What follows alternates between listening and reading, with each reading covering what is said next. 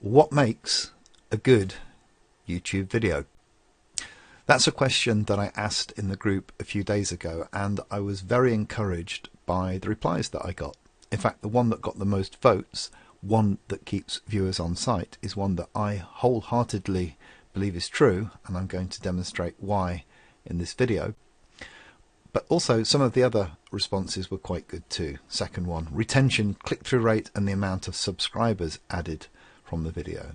Yeah, well, those are components, but they all really factor in to the main one, which is encapsulated in the top answer, which is one that keeps viewers on the site. One that Brad Pitt is in, well, I thought those would be good videos. And Joan says, I only wish I knew. Well, Joan, if you keep watching, you will do shortly. So let's just go on to the next slide and think about what makes a good video from YouTube's perspective. Let's have a look at what YouTube's objective is. Why does YouTube even exist? Well, it exists to make the shareholders of Alphabet, which owns Google, which owns YouTube, money. That's it.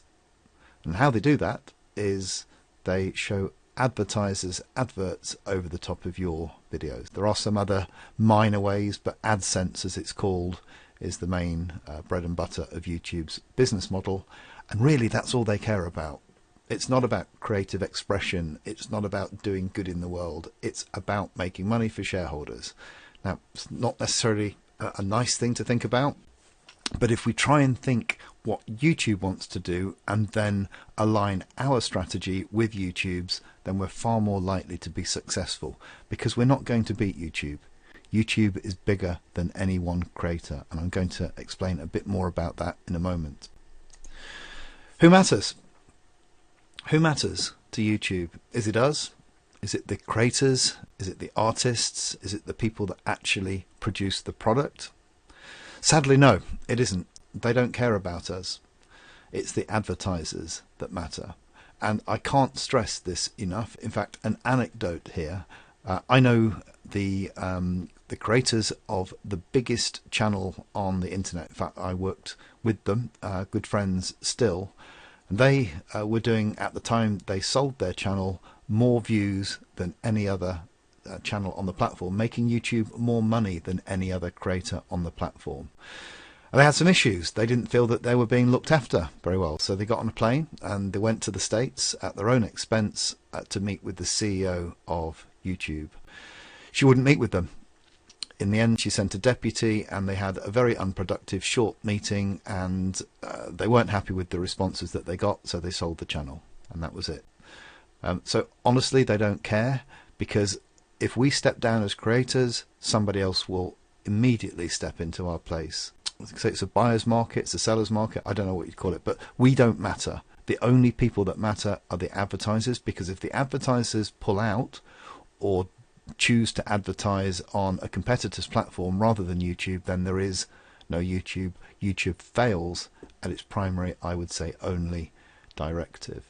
So what we've got to do is think, well, how can we help YouTube sell more ad time to advertisers? Well, what we need to do, as we said in the first slide, is keep people on the site.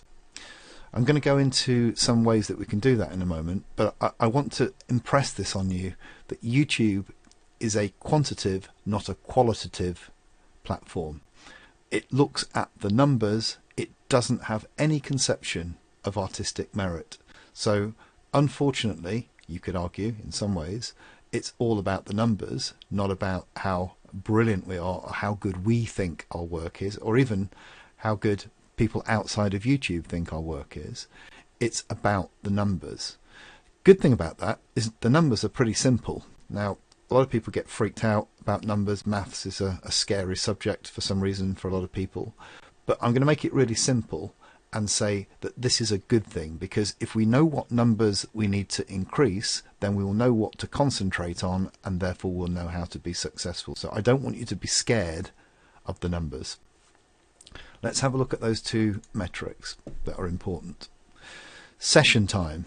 This is the formal way of saying how long people stay on the site. Now, a session is when somebody lands into the YouTube platform and remains in the YouTube platform watching your videos or other people's videos. So I've put here, it's how long people stay on YouTube before leaving when they watch your videos. Now, there's some counterintuitive things here. Session time, as I say, is how long they stay on YouTube after they've watched one of your videos. Now, it could be that you have a video that when people have watched it means that they don't necessarily watch any more of your videos, but they stay on YouTube and watch other people's videos. Now, that video is a very attractive gateway to YouTube. So it could be that even though it's not a brilliant video by some other metrics, and that you're not getting that many views or that much watch time, if people are coming into YouTube via that video and then watching other people's videos, then that video will be rewarded by the discovery algorithms, or one of the discovery algorithms. So that's a bit weird, isn't it? Let's just think a bit laterally about that. I haven't tried this, but this could be a good thing to try. Why not make a video all about how cool YouTube is and how great it would be if people watched the following videos, and then list a number of videos in your video, recommend other people's videos. I'm not saying it would work, but that would certainly fit in with increasing session time, because people would watch your video and then possibly go and watch some of the other videos by other creators that you've recommended. That will have a good effect, because it will mean that YouTube will see when people watch this video, they stay on YouTube for a long time, and over time your video will get rewarded for that. Contrary to that, let's say that every time somebody watches your video, you're saying, go to my website, go and do this off of YouTube, stop the video here and go to my website. Well, YouTube's algorithm will see that as a gateway video, when they show this to people, people watch a bit of your video and then disappear off of YouTube. Why would they show that video to anybody else? Because it's costing YouTube money to show your video. So your videos like to get pushed down the rankings and hardly shown at all. And you'll see that in your reach statistics. And this is one reason why often if you put links in your description away to affiliates, for instance, then there is a possibility, at least when your channel's new, that you'll be penalized by the algorithm because you're taking people away from YouTube, and therefore the session time is going down. Now, contrary to this, or on the flip side, there are ways of increasing session time. Now that's getting a little bit advanced. It's about using end screens and annotations and playlists and all sorts of other stuff. Now, if you want, I can do a more advanced session on that, but for the time being, just think keep people on YouTube.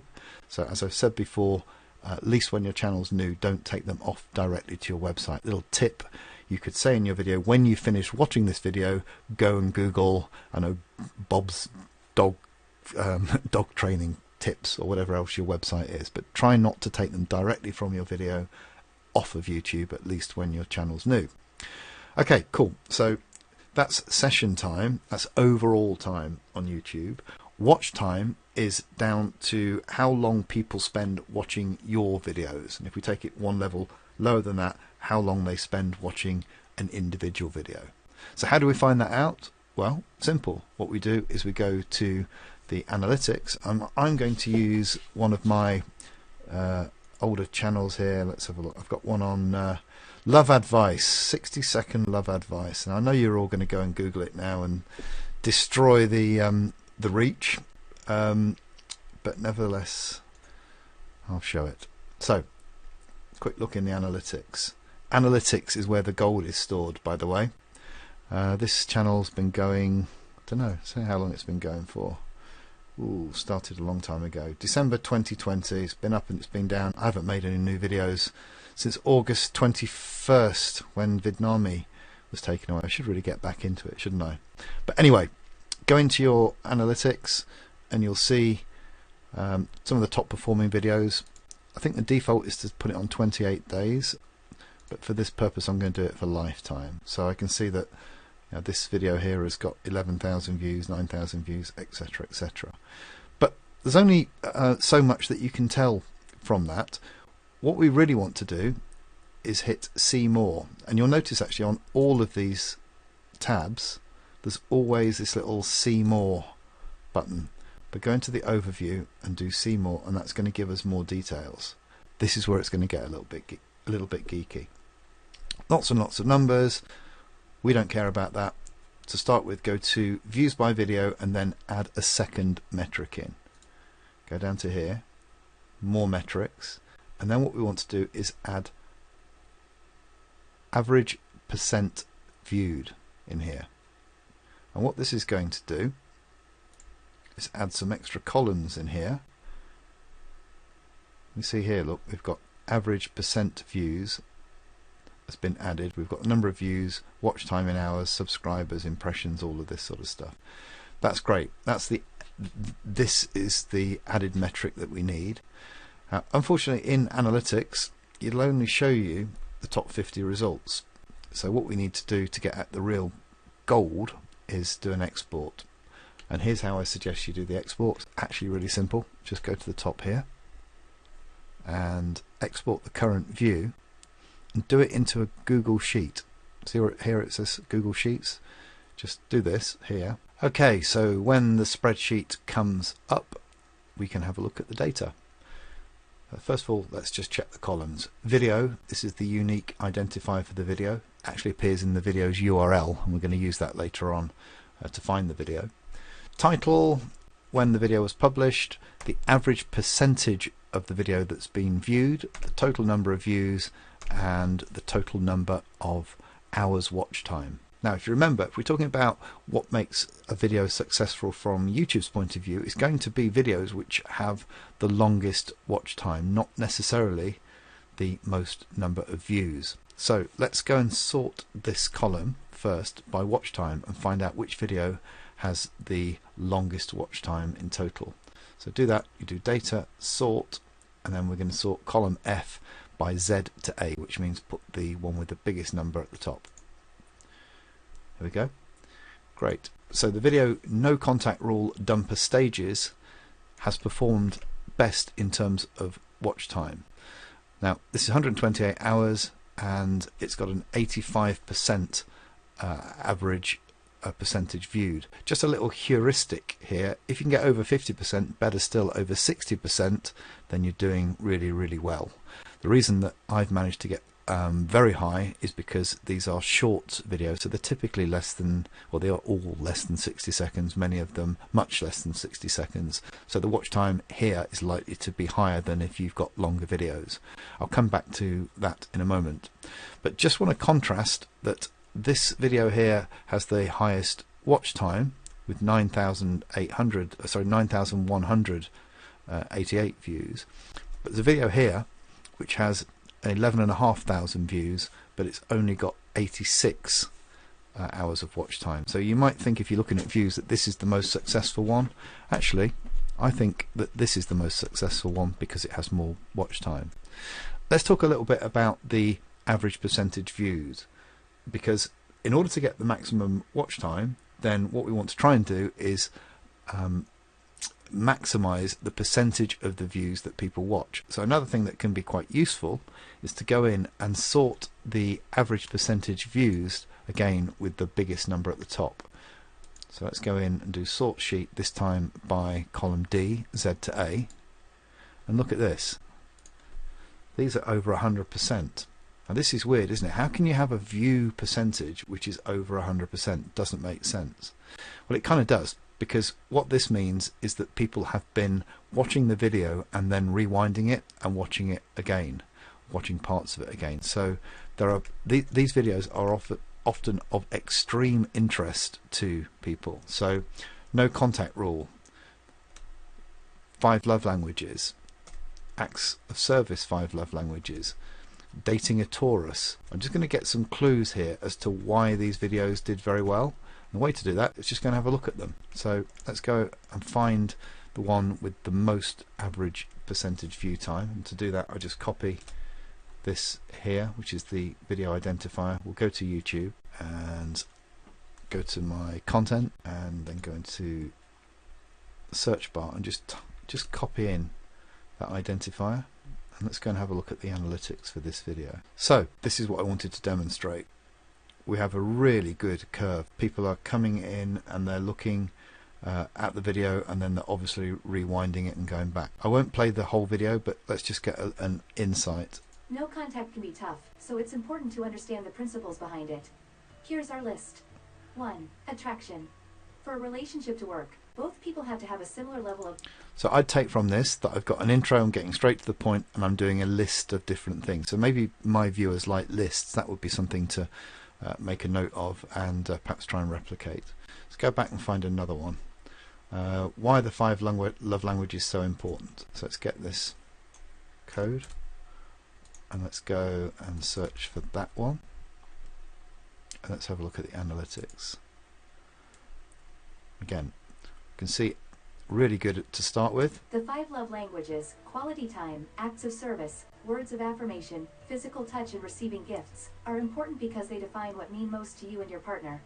Unless you know which love languages are important to your partner, they will find it hard to feel loved by you, and there's always a danger you may hurt them unintentionally.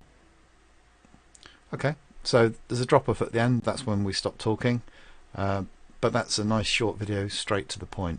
Notice none of these have got intros, you know, where we're doing spinning logos and we're doing all that sort of stuff, because that will hit the retention. Okay, let's go and have a look at what doesn't work, because you can learn a lot about what doesn't work as well by looking at videos. So let's go down to the lowest one. Let's say, what's this one? 15%. Wow, that is low. Let's go and have a look at that one. Let's have a look at the analytics. I have no idea what I was doing with that thumbnail. Shoot me. Let's have a look what happens here. Can you see that there's a big drop off? Don't know why. Let's see if we can get any clues. If you and your partner have different love languages, don't freak out. In relationships, they say opposites attract, and that can be exciting. But when it comes to love languages, Yeah, okay, here's why I think this fell off, because I'm talking about the 5 love languages, but at this stage, people don't necessarily know what the 5 love languages are. So I would probably want to redo this with a very quick intro as to what the 5 love languages are before talking about them too much, because I think that people are confused and they're thinking, I don't understand this, and then they're just disappearing. Let's try one more just so that you get the idea. Let's take a, I don't know, let's have a look. Let's just try a different one. Let's try this one. 30%.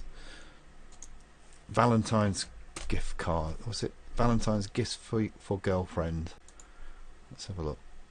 See why this one bombed. Wow, this one really didn't do well at all, did it? Ooh, nasty. So people are watching it, and then we've got a big drop off and it doesn't come back. Let's have a look. we know deciding on a Valentine's gift for your girlfriend can be tricky, but did you know the gift she probably wants most of all is free? According to research, less than 20% of people say their love language is receiving of gifts. But what's a love language? According to Dr. Gary Chapman in his famous book... I honestly don't know why that dropped off. It dropped off when we started talking about things which are free. Maybe this is mainly ladies watching it and thinking, I don't want a free Valentine's gift. I want chocolates and flowers and all that sort of stuff. Don't know, but absolutely bombed, didn't it? So we need to spend some time and have a look at these retention curves. And what we want to do is try and find a mix of where we have good retention, and the retention is all about, you know, how interesting and how well we structure the video. And I can actually do another slot on script writing for effective script writing and production tips for videos. YouTube, if you're interested, let me know. But try and find clues. Success leaves clues, and so does failure. So we want to find videos which are successful, where we've got plenty of watch time hours and a really good retention. We want to find videos where we've got hardly any watch time and or why the retention is terrible. Bear in mind also, though, we do need to have some regard to how long the video's been up, because if a video's not been up for very long, then we haven't really got enough data. And comparing a video on watch time that was put up last week with one that was put up last year, clearly the one that was put up last year would have been around long enough, or longer rather, than the one that was just put up last week. So one way of doing this is, if your channel is quite mature, then go back and look at the more historical data and only consider videos, for instance, that were published within the same or roughly the same time window. This can all get really geeky, and when I work with consultancy clients, we'll use common sense to go in and make sense of the numbers. But the one thing I want to leave you with as the message of this video is that what you think and what your friends think is a good video because you like it or you're interested in it or you think it's cool means nothing. It's what the numbers in YouTube's analytics say, which drives what the YouTube algorithm picks up, that matters. It might sound negative, but it's not, because if we know what we're looking for, we know what we need to change, and if we change things, then our success is far more likely to to be evident. There's no guarantees with any of this stuff. If anybody ever sells you something where they say that it's 100% guaranteed page 1 rankings and all that sort of stuff, don't believe them, and certainly don't go and buy all this nonsense on Fiverr where people are offering to do sub for subs or buy views or buy likes or anything. All you need to know is in the analytics, just a question of learning how to read them. Hope you found that useful. Bye for now.